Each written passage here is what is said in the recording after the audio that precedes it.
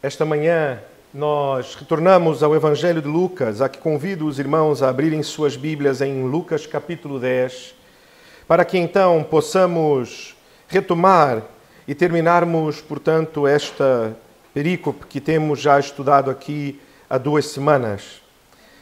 Lucas capítulo 10, nós vamos olhar esta perícope a partir do verso 21, em que nós vimos e temos olhado e relembrado de que este texto é um texto muito especial. Especial porque é um texto que nos dá conta de que Jesus, e a única ocasião e o único relato, certamente não foi a única vez que Jesus exultou, mas certamente foi uma vez marcante. Marcante, tanto que é o único relato que nós temos de Jesus a exultar no Espírito. E então, conforme nos temos aproximado deste texto, hoje já estudamos o verso 21 e 22, e hoje então haveremos de ler e estudar o verso 23 e 24. Verso 23 e 24, que lemos assim: E voltando-se para os seus discípulos, disse-lhes particularmente: Bem-aventurados os olhos que veem as coisas que vós vedes. Pois eu vos afirmo que muitos profetas e reis quiseram ver o que vedes e não viram, e ouvir o que ouvis e não ouviram. Amém. Meus irmãos, precisamos perceber, para perceber estes versos, precisamos novamente relembrar o contexto em que está inserido. Porque Jesus, quando exulta no Espírito, e o verso 21 nos diz que Jesus exulta no Espírito, ele vai dizer o porquê de Jesus exultar no Espírito. E temos estudado aqui isto. De que Jesus exulta no Espírito Santo de Deus, portanto, ele tem uma alegria incontida em razão de ver a concretização da promessa do Senhor. A promessa do Senhor está a concretizar-se naquele momento.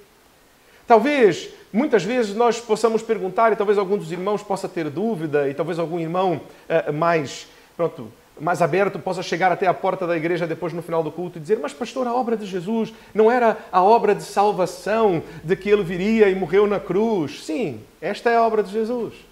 Mas nós temos que lembrar a promessa que Deus nos deu. A promessa de que enviaria o seu Messias. A promessa de que enviaria alguém que viria para libertar o seu povo.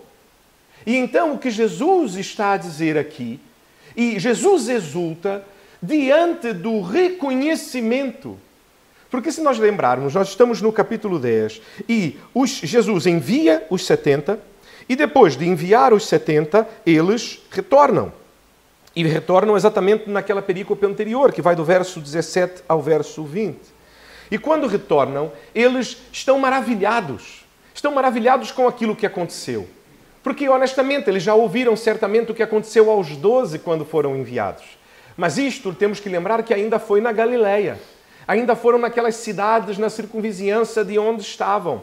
Ainda estavam um bocado na sua zona de conforto. Se calhar para nós aqui é como se fôssemos enviados aqui para a região do Barlavento. Não é só aqui para a região do Algarve, mas como se fôssemos enviados, mas fôssemos enviados aqui para o lado. Ok, estamos à vontade, vamos aqui a Lagos, vamos aqui a Ferraguda, a Lagoa. Estamos em casa, é um bocadinho nossa casa também. Por mais que estejamos em Portimão, vivamos em Portimão, ainda estamos à vontade. Agora, eles são enviados quando já estão a viajar neste caminho para Jerusalém e agora eles já estão na Judeia. Já é uma região diferente, já são cidades novas, diferentes. Eles ouviram falar daquilo que aconteceu, mas nós sabemos o que acontece. Uma coisa é quando nós ouvimos falar. Uma coisa é alguém nos dizer: olha, eu fiz isto e aconteceu assim, e o resultado foi este. Outra coisa é quando nós mesmos experimentamos e fazemos. Portanto, eles haviam ouvido o que Jesus fez por meio daqueles 12, mas não tinham ainda experimentado. Então, quando Jesus os envia, e envia 70 que nós não sabemos o nome, portanto, 70 como a si e como a mim, 70 pessoas, 70 discípulos de Jesus, comuns, pessoas comuns, que vivem a sua vida diferentes entre si. E então eles retornam maravilhados, maravilhados com o poder do nome de Jesus. Porque, inclusive, nós lembramos que quando Jesus os enviou, Ele não deu a eles poder sobre os demônios.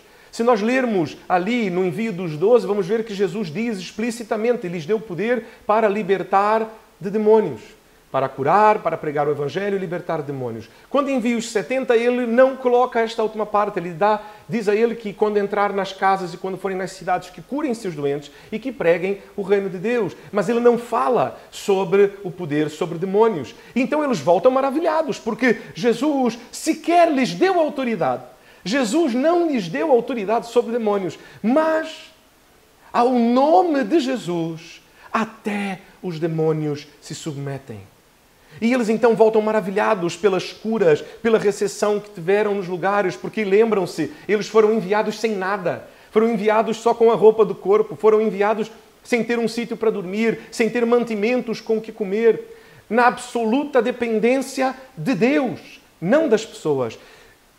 As pessoas como instrumentos na mão de Deus, mas Deus como soberano sobre todo o universo, na dependência completa do Senhor.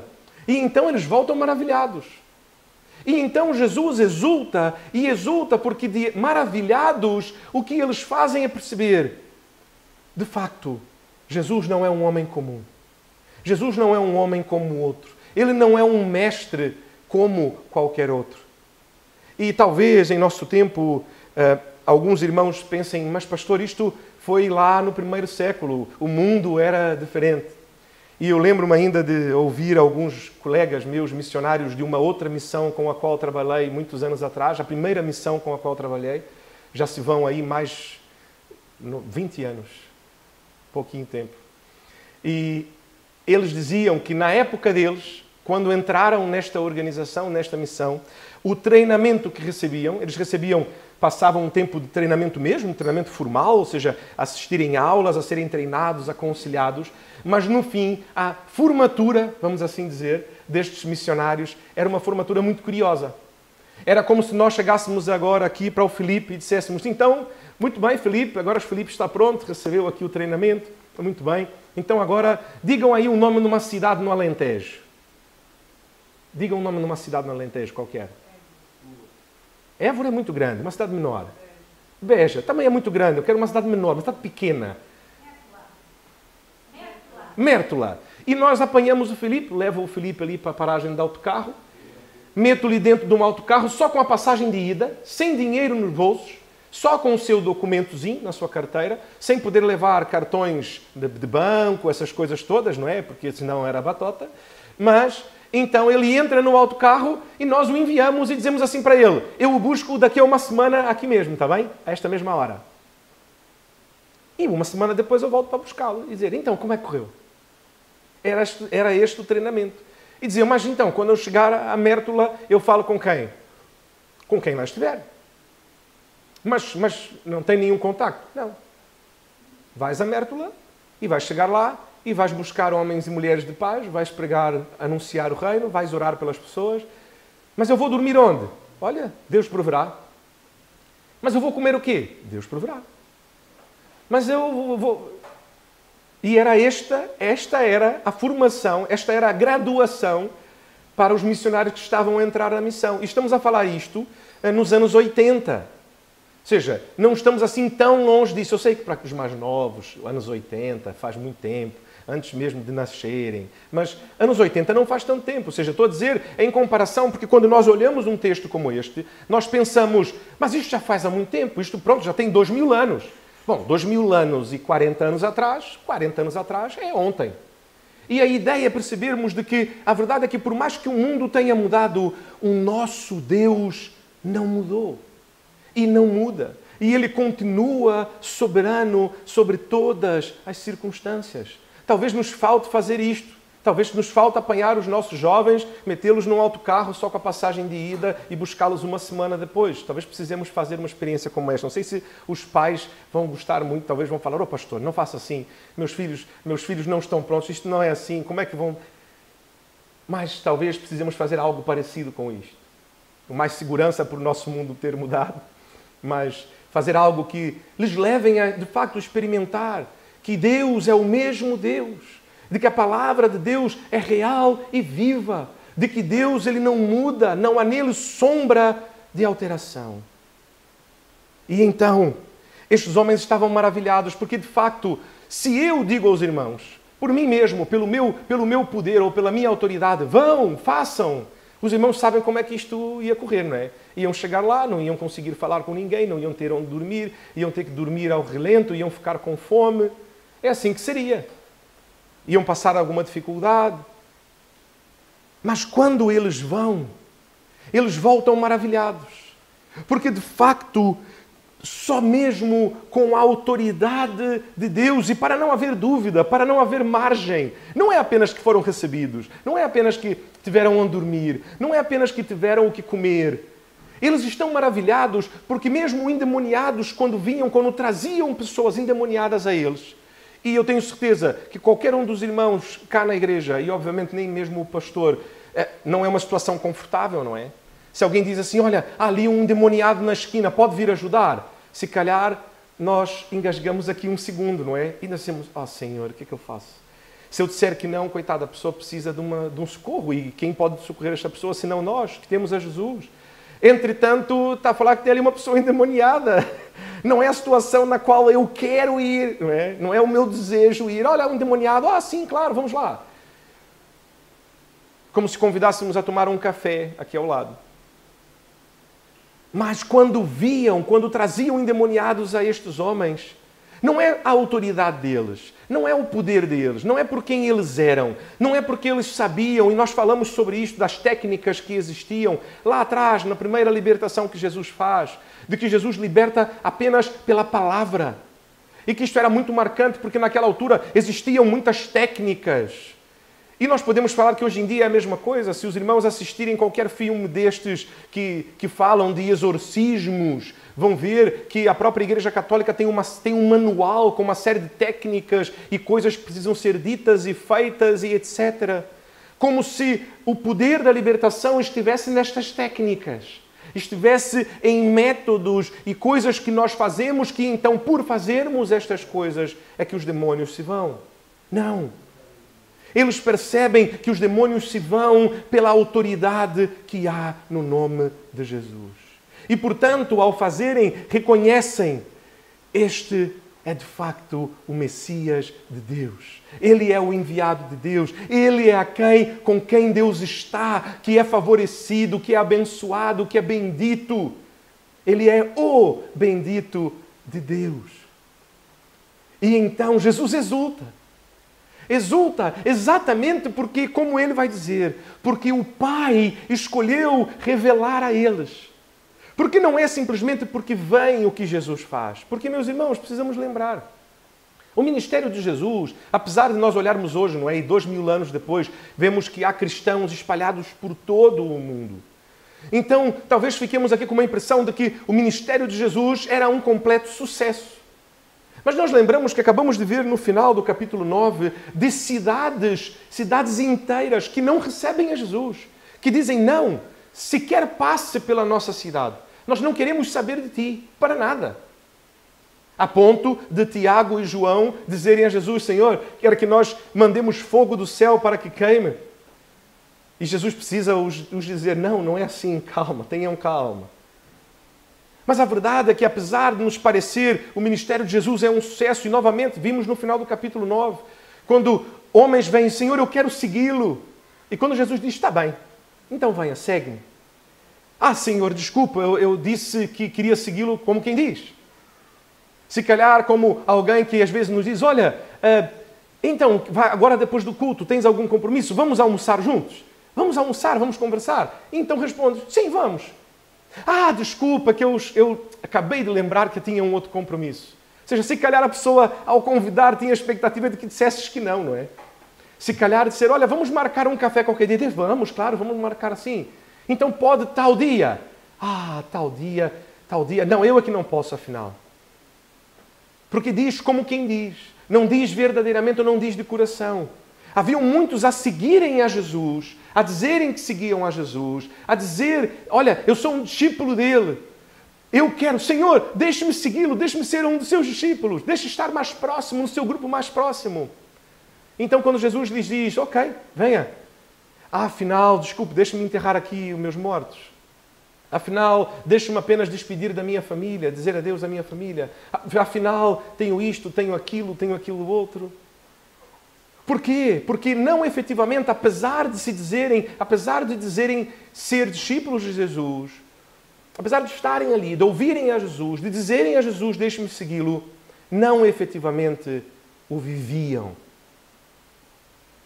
E então Jesus, ele vai dizer uma coisa maravilhosa, porque Jesus exulta, porque ele sabe que não é pela força de ninguém, nem é mesmo pelo testemunho de Jesus, porque se assim fosse, o ministério de Jesus seria um absoluto sucesso. O que é um absoluto sucesso?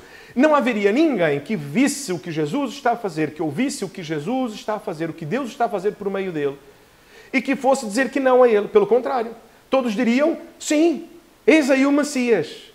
Então a verdade é que isto seria um movimento sempre crescente, numa maneira que todas as cidades estariam com ele. E, de facto, chegaria a um ponto onde, efetivamente, ele seria alçado rei, porque todas as cidades unidas, todas as pessoas ali diriam, ele é o rei. Mas nós sabemos que não foi assim que aconteceu. E então, ele nos revela algo fundamental. Ao exultar, Jesus nos revela que é apenas pelo poder de Deus, de que é Deus quem escolhe revelar, e que não é pela sabedoria. Porque ele diz no verso 21 que Deus escolheu ocultar aos sábios deste mundo, mas de revelar aos pequeninos, ou como a palavra mesmo no original, e nós falamos sobre isto, aos bebés. E o que ele quer dizer aqui é aqueles que não servem para nada. Aqueles que as pessoas olham e não tomam em consideração porque são os menores.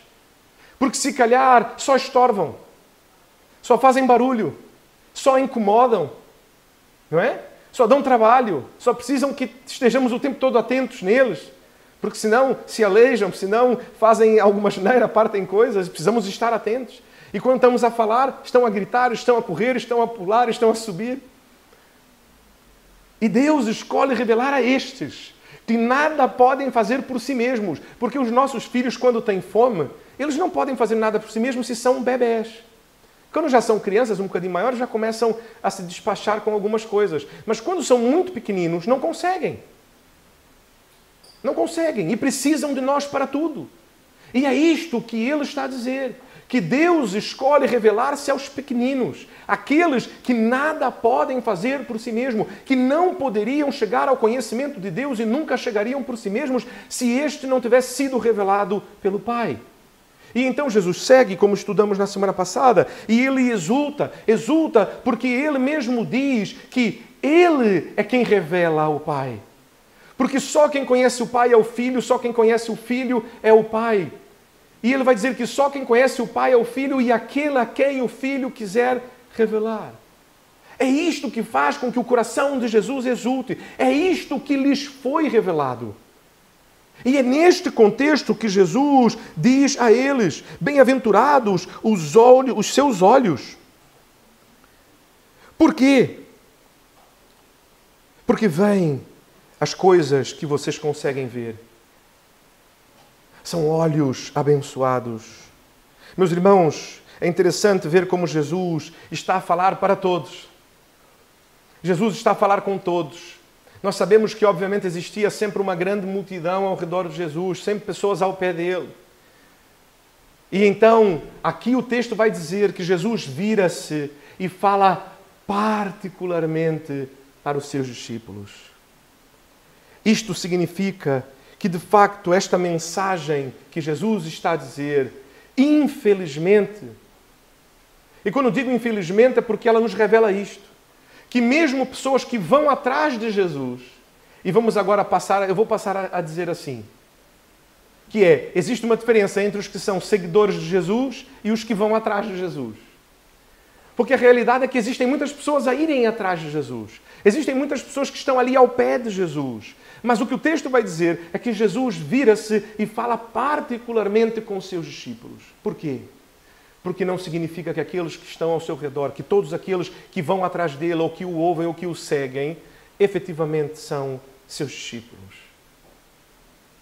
E nós sabemos isto talvez melhor do que nenhuma geração, não é? Porque há tempos que nós falávamos, olha, eu sigo a esta pessoa. Basicamente o que significava era que eu ouço tudo o que essa pessoa diz, busco fazer como esta pessoa diz que é para fazer e viver da mesma maneira, para fazer as mesmas coisas, ter o mesmo tipo de vida. Mas hoje, seguir é muito mais fácil, não é? Vai ao Instagram e coloca lá, seguir. E agora a pergunta, principalmente para os mais jovens, não é? Apesar de eu saber que todos os irmãos das diferentes idades aqui também estão bastante também na internet, mas quantas pessoas é que segues? E se nós falarmos aqui com os mais jovens, certamente seguirão centenas de pessoas, talvez até milhares. E então, será que seguem efetivamente? Será que ouvem a tudo que diz, seguem todos os seus conselhos, buscam ter aquele tipo de vida? Certamente que não, senão seria impossível, não é? É impossível fazer isto com 1000 pessoas. Por isso que Jesus aqui está a nos revelar exatamente isto, de que nem todo aquele que o segue efetivamente é seu discípulo. E ele vai dizer que existe aqui uma diferença. Que de facto isto que foi revelado não é revelado a todos. Nem mesmo a todos que vão atrás de Jesus. Nem mesmo a todos que seguem aqui, entre muitas aspas, a Jesus. Mas é revelado apenas aos seus discípulos. E ele então segue a dizer, bem-aventurados. E que palavra bonita. Porque se nós abrirmos o livro de Salmos e nós andamos aqui a estudar durante um tempo o Salmo de número 1, estudamos por alguns meses o Salmo de número 1 no nosso estudo bíblico à noite. E ele começa com esta palavra, bem-aventurado, ou bendito, ou abençoado. E esta palavra nós poderíamos traduzir de algumas formas, porque é um termo tão rico. Mas basicamente o que bem-aventurado significa é aquele que é favorecido por Deus. Aquele de quem Deus lembrou-se. Aquele para quem Deus olha e sobre quem Deus derrama as suas bênçãos. Agora então imaginem Jesus a virar-se para os seus discípulos e dizerem, bem-aventurados os olhos que veem as coisas que vós vedes. Jesus teve a atenção deles. Porque eu tenho hoje, esta manhã, uma pergunta e que certamente os irmãos, se aqui estão, me responderão positivamente. Porque se nós buscamos ao Senhor, se nós queremos caminhar com o Senhor, é porque nós queremos ser achados bem-aventurados. Porque nós queremos ser aqueles para quem Deus olha, a quem Deus favorece, a quem Deus abençoa. E, inclusive, existe um problema hoje enorme nas igrejas com isto, não é? Que é a distorção disto. Pessoas que vêm até Jesus porque querem as bênçãos, mas, novamente, não querem efetivamente tornarem-se discípulos de Jesus. Querem apenas aquilo que Jesus lhes pode oferecer.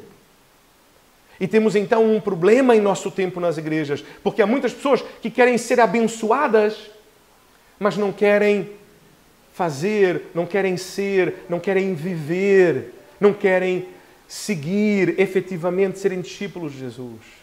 Querem apenas o benefício. E então, Jesus captura-lhes a atenção. Porque aqui o bem-aventurado não é no sentido deste mundo. Percebem? A bem-aventurança do Salmo 1, inclusive, não é uma bem-aventurança de que, olha, és um bendito, um abençoado de Deus. Por quê? Porque tudo me corre bem, no sentido de que a minha vida vai bem, a minha saúde vai bem, o meu trabalho vai bem, minhas finanças vão bem, tudo vai bem. Não é neste sentido. É no sentido mesmo de lembrado por Deus. Abençoado por Deus no sentido de amado, achado, encontrado, lembrado, cuidado por Deus. E então aquele que está convicto de que mesmo nas circunstâncias difíceis da vida, Deus continua soberano e continua a cuidar. Mesmo diante dos maiores problemas, Deus continua a cuidar. Porque eu sei, porque a sua palavra diz, que sou um bem-aventurado dele. E então Jesus diz que bem-aventurado os olhos que veem as coisas que vós vedes. Porquê? E eu fico aqui a tentar imaginar aqueles homens ao ouvirem isto de Jesus, o que vem no coração deles. Porque quando Jesus diz, bem-aventurados os olhos que veem, se calhar houveram ali discípulos a pensarem, Senhor, eu quero ver, como se já não tivessem visto. Senhor, eu quero ser um destes bem-aventurados. O que eu faço então? O que é que eu faço para ver? O que é que precisa ser visto que eu ainda não vi? Meus irmãos, quantas vezes em nosso coração nós esperamos por mais?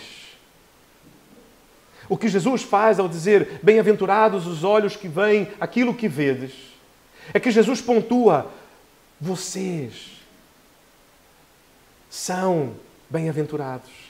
Hoje, agora, já vem, é chegado. Percebem porque Jesus exulta? Porque o reino e a promessa e o cumprimento está. Aquilo que era a esperança, aquilo que era o futuro, aquilo que movia os profetas e reis do passado, como uma esperança de algo que haveria de vir, agora é. E bem-aventurados os olhos que veem isto, o que ainda esperam. E nós sabemos como é o coração humano, não é? Nós sabemos pela queda, o fruto da queda no nosso coração, o que fez com a nossa natureza a torná-la insaciável, a torná-la incansável, insatisfeita. E neste sentido, nós somos um excelente exemplo, não é, para o mundo. Excelente exemplo mau, quero dizer. Porque se tem um povo insatisfeito e insaciável, é o nosso, não é? Que parece que nunca está satisfeito com nada. Parece que quando alguém nos pergunta, é quase que um pecado dizermos que está tudo bem. Então, como é que vai tudo? Epa, pronto. Vai-se. Se calhar há um segundo atrás estávamos a sorrir. Há um segundo atrás estava tudo bem. Mas de repente nos perguntam, então, está tudo? Podia estar melhor. Tem sempre qualquer coisa. Insatisfeitos, insaciáveis.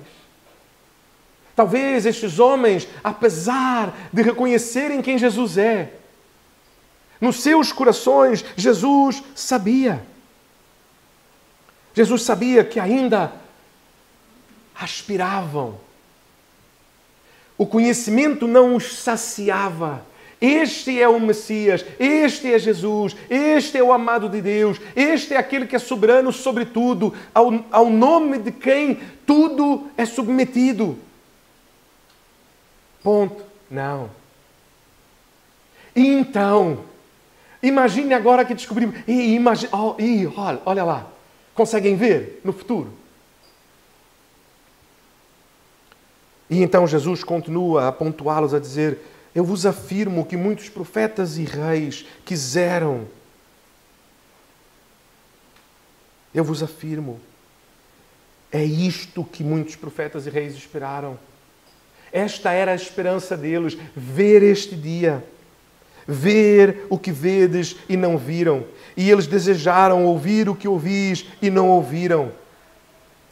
O desejo mais profundo do coração de um homem e de uma mulher de Deus é ver e ouvir a Jesus. E a sua alma satisfaz-se com isto. Já viste a Jesus? Já ouviste a Jesus? Quantas vezes nós achamos que não? E por isso que conto sempre aos irmãos, não é? Que gosto muito.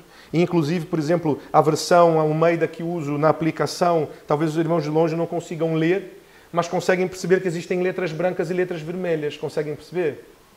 As letras vermelhas, e eu gosto de Bíblias com letras vermelhas, porque as letras vermelhas são as palavras de Jesus. E assim fica muito marcado. Porque se algum dos irmãos disser hoje a mim também assim, pastor, mas eu nunca ouvi a Jesus. Verso 23. Lucas abre aspas para Jesus, então podes ouvir a Jesus agora. Porque Jesus nos diz esta manhã, bem-aventurados os olhos que veem as coisas que vós vedes, pois eu vos afirmo que muitos profetas e reis quiseram ver o que vedes e não viram, ouvir o que ouvis e não o ouviram. Ouviram a Jesus agora. Por meio da palavra do pastor, podem ouvir a Jesus por meio da tua própria palavra. Se acham que nunca ouviram a Jesus, leia a Bíblia em voz alta. Já passam a ouvir, não é? Gravem um áudio e depois, pronto, dão play no áudio. Hoje em dia é tão fácil, não? Antigamente era mais complicado. Hoje em dia, qualquer telemóvel envia um áudio a ler este texto para alguém e a pessoa vai ouvir a Jesus. E depois tu dás o play e ouves a Jesus também. Porque são palavras de Jesus. Quantas vezes esperamos e colocamos a nossa esperança numa sensação? Pastor, o pastor disse que eu ouvia Jesus, mas enquanto o pastor lia as palavras de Jesus, eu não senti nada diferente. Eu não senti aqui um calafrio, eu não senti aqui um arrepio, eu não senti aqui... Pronto. Ou seja, o pastor leu e, ok, pronto, como eu estava antes, continuei e como continuei, continuo. Como se nós precisássemos destas experiências. Mas eu nunca vi, eu nunca ouvi, eu preciso ver coisas sobrenaturais. E eu ouço pessoas a dizerem que viram, que fizeram, e eu queria ter também. Jesus diz a estes homens, olha, deixa-me lhe dizer isto. Quantos profetas e reis do Senhor desejaram ouvir e ver e viver aquilo que hoje os irmãos vivem? Não pela esperança da promessa de que Deus enviaria o seu Messias, mas na certeza que temos hoje de que Ele já o fez. Meus irmãos, se nós olharmos o Antigo Testamento, os irmãos vão ver o Espírito Santo no Antigo Testamento. O Espírito Santo não é coisa do Novo Testamento. Vamos ver algumas oportunidades em que Deus envia o seu Espírito sobre homens. Mas essas oportunidades estão contadas nos dedos. E Jesus, o que Ele faz é que Ele dá acesso ao Espírito Santo de Deus, a todo aquele que nele crer, para que o Espírito Santo viva em si de forma perene, contínua. E temos acesso ao Senhor onde quer que estejamos a qualquer tempo. E independente de nós. Simplesmente porque Deus assim escolheu revelar por meio do seu Filho e o seu Filho escolheu revelar-se a nós, como Jesus acaba de nos ensinar. Quantos reis e profetas desejaram viver este tempo que vivem? Não diminuam isto. Porque não sentem arrepios ou calafrios ou porque não têm uma experiência sobrenatural. Não diminuam. Porque homens viveram apenas pela esperança de verem e viverem e ouvirem, experimentarem o que hoje cada um de vós pode experimentar. Não diminuam isto. Talvez eles ainda vivessem na expectativa do que viria, na expectativa da concretização do reino. Ok, o rei já está aqui, ok, o reino é chegado, mas quando é que de facto vai reinar, não é? Porque, ok, Jesus é o meu rei, mas quando é que ele vai sentar no trono em Jerusalém? Quando é que ele de facto vai ser ungido pelos sacerdotes como rei? Agora nós já percebemos quem ele é. Ei, então imagina quando. Imagina quando for ungido o rei. Mas nós sabemos, meus irmãos, que ainda ao mesmo tempo que existiam isso, haviam dúvidas. E ainda assim, alguns que tinham dúvidas, tanto que sabemos que Jesus foi traído, não é? Nós sabemos o final da história. Mas os seus corações talvez estivessem dominados por isto. Quando Jesus reinar, efetivamente. Quando virmos a concretização das promessas de Deus por meio de Jesus e Ele finalmente nos libertar do jugo dos romanos. E Ele finalmente nos libertar do jugo dos religiosos. E quando Ele finalmente nos libertar do jugo dos idólatras. Quando Jesus fizer a Igreja Batista de Portimão crescer. Quando tiverem aqui muitos novos crentes, pessoas que não cabem nos bancos e tiverem que ficar de pé. Imaginem quando. Imaginem quando o nosso culto for mais animado. Ou quando a pregação for mais profunda. Não gosto muito da pregação do pastor Marcos. Imagine quando, imagina como vai ser bom quando. E a resposta de Jesus é que isto que vem hoje é a concretização do reino. Jesus é o reino. O que vem hoje, o que experimentam hoje é a revelação do Filho. Era o que Abraão viveu toda a vida na esperança de ver e experimentar e não viu. É o que Moisés, que libertou o povo do Egito e atravessou durante 40 anos no deserto, contemplou com o seu coração e com a esperança e pela fé e não pôde ver. É o que o rei Davi, é o que tantos outros homens, profetas, Jeremias, Isaías, Abacuque, olharam e viram com os olhos da fé. Mas hoje nós podemos experimentar. E quantas vezes nós olhamos e dizemos, como se não fosse grandes coisas, não é? Mas imagina quando, meus irmãos, não precisamos mais imaginar, porque Jesus é real e está vivo e nos deixou o seu Espírito Santo para que hoje possamos experimentar aquilo que viveremos no futuro, certamente de maneira plena. Mas é isto que em teologia é chamado o já e o ainda não. Porque à mesma medida que de facto temos um futuro que nos espera e que ainda não o vivemos, nós já, não pela esperança de o viver, mas já o vivemos pela fé por meio do Espírito. E podemos ter nisto a nossa satisfação. Esta deve ser a nossa satisfação. Nisto devemos exultar como Jesus exulta, porque é isto que faz o coração do nosso Mestre exultar. Então deve ser isto que faz o nosso coração exultar. Não ter as nossas vontades, os nossos gostos satisfeitos, mas ter a vontade do Pai plenamente satisfeita em Cristo Jesus. Jesus não exulta nas circunstâncias e nos acontecimentos passageiros deste mundo caído, mas Jesus exulta na revelação do Pai. Por isso, meus irmãos, abrimos a Bíblia todos os domingos e lemos e estudamos e deixamos o texto aqui estampado para que os irmãos vejam durante todo o tempo. Porque esta é a revelação do Pai. Jesus exulta em que o Pai seja revelado, glorificado, o seu reino pregado, que pessoas reconheçam e rendam-se, de que Deus seja revelado, revele-se a si mesmo ao coração daqueles que aqui estão. É nisto que Jesus exulta. Por isso abrimos a Bíblia e falamos da Bíblia. Por isso não falamos de impressões, vontades.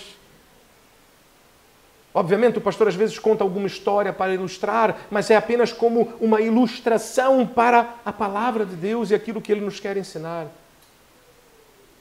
E é por isso que existem tantas pessoas incomodadas com a Bíblia. Por isso existem, infelizmente, muitas igrejas que mal abrem a Bíblia.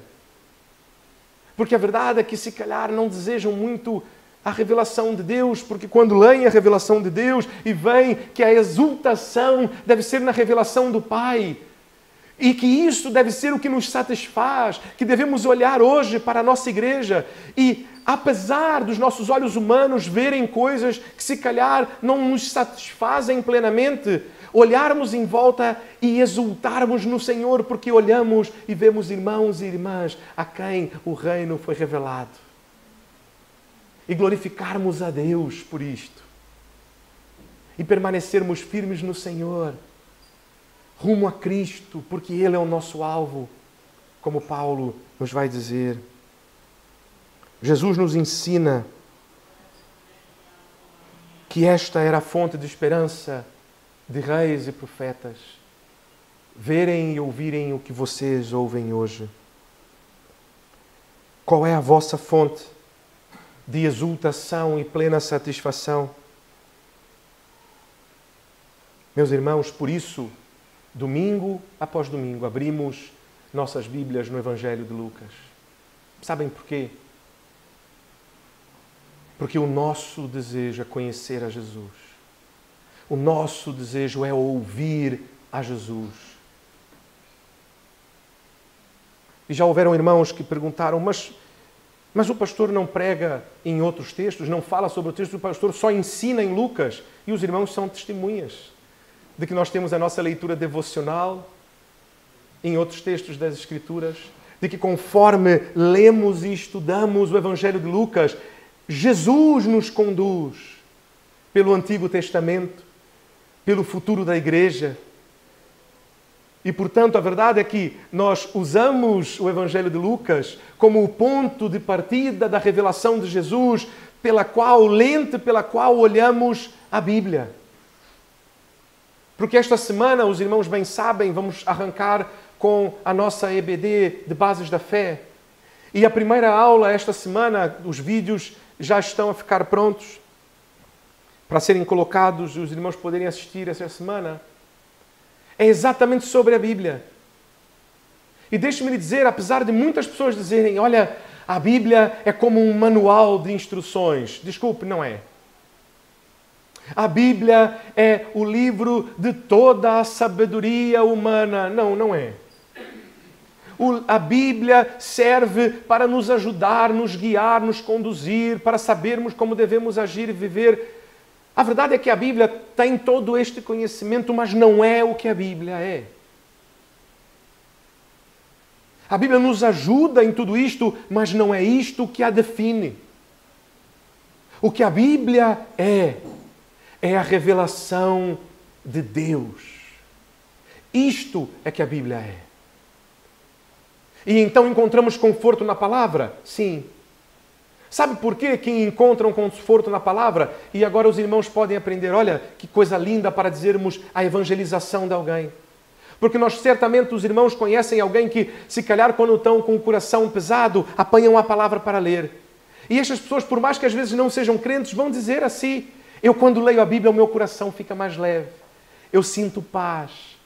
E nós podemos então dizer a esta pessoa, sabe por que sentes paz? Não é porque as palavras são bonitas. Não é porque traz sabedoria. Não é porque traz palavras de conforto, mas sentes paz porque a Bíblia é a revelação de Deus. E quando abres a Bíblia e lês, estás na presença de Deus. E então, o Deus revelado no teu coração neste momento, isto lhe traz paz. Porque a Bíblia não é sobre o homem. A Bíblia não é sobre como vivermos. A Bíblia não é um manual de instruções. A Bíblia é a revelação de Deus, o Pai, o Filho e o Espírito Santo. E esta deve ser a nossa satisfação. Este deve ser o motivo de exultarmos, conhecermos a Cristo e sermos por Ele conhecidos. Meus irmãos, quantas vezes não é nisto que o meu coração exulta? Quantas vezes no meu coração sequer há exultação qualquer? Às vezes encontro-me até mesmo triste, ou cansado, ou desanimado por qualquer razão. E o meu coração em nada está a exultar na revelação de Cristo, em caminhar com Ele e ser por Ele conhecido. Quantas vezes? Mas o Senhor Jesus nos diz que esta deve ser a satisfação da nossa alma. E digo isto para animar o coração dos irmãos. Porque quando lemos isto, se calhar nos parece novamente, não é? E temos que voltar nisto. Quantas vezes voltamos nisto, não é, Roberto? De que parece uma utopia. Ah, pastor, mas isto é uma utopia. É claro que eu vou ter tristezas, é claro que eu vou exultar em outras coisas, em conquistas, em momentos alegres. E está tudo bem, eu não digo que é a única razão, muito pelo contrário. Deus é que fez a nossa vida, Deus é que nos dá o dom da vida, Deus nos derrama bênçãos, nos dá a oportunidade de nos alegrarmos. E está tudo bem.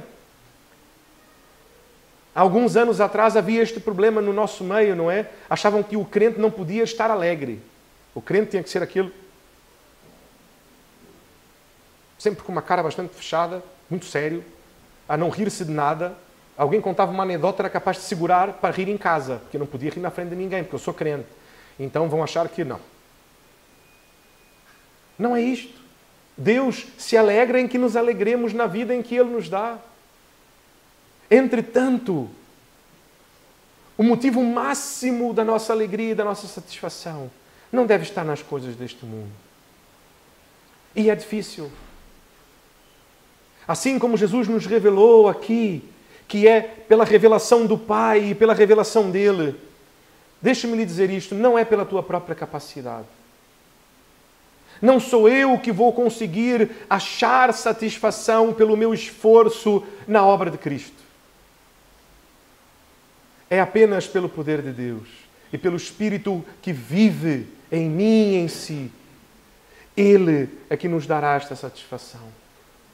E uma das coisas que aprendemos com Jesus, que a palavra nos ensina, é que, meus irmãos, não é a religiosidade que nos vai conduzir a isto.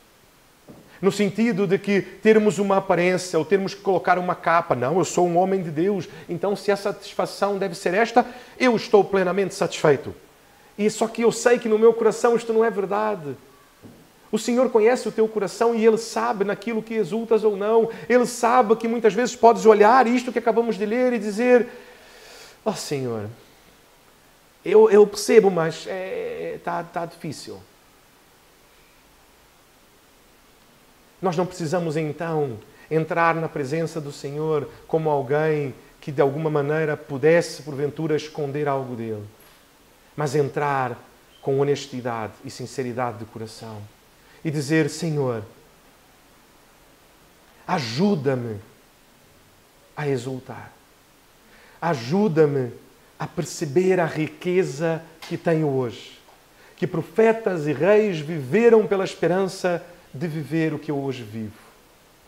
A revelação plena do Pai por meio de Jesus, a presença do Espírito Santo a conduzir e guiar a minha vida, a encher-me de toda a paz e de todo o conhecimento do Senhor, a revelar o Senhor, a me relembrar,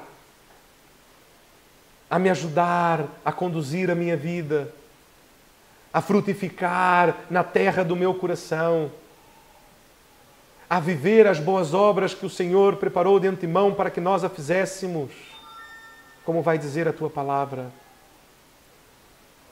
Sinceridade diante do Senhor.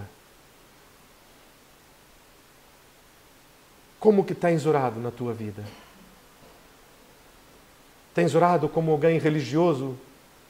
Eu sei que preciso ser grato, então quando vou orar, pastor, eu sempre agradeço.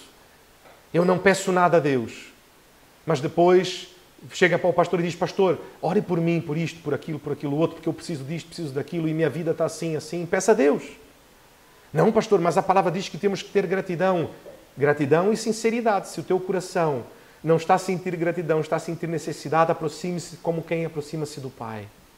A dizer: Pai, eu sei que eu devia estar a sentir gratidão. Eu sei que eu devia estar a exultar de alegria naquilo que o Senhor está a fazer e o que o Senhor já fez por meio de Cristo Jesus. Mas o Senhor conhece o meu coração. O Senhor sabe as inquietações. O Senhor sabe as dificuldades. Ajuda-me, Senhor. Ajuda-me. Aproxima-te do Senhor com sinceridade. O que Ele deseja é um coração sincero, não um coração religioso. Ele não quer apenas pessoas que vão atrás dele. Ele não quer apenas pessoas que ouvem sua palavra. Mas eu vou à igreja todo domingo e o pastor abre a Bíblia e lê lá Lucas. E então eu ouço a palavra de Deus. Não é isto que Deus quer de si. Deus quer um coração sincero em sua presença, a caminhar com Ele dia a dia. E a alegrar-se no conhecimento de Cristo e ser por Ele conhecido. Coloca-te na presença do Senhor neste momento. Fecha os teus olhos.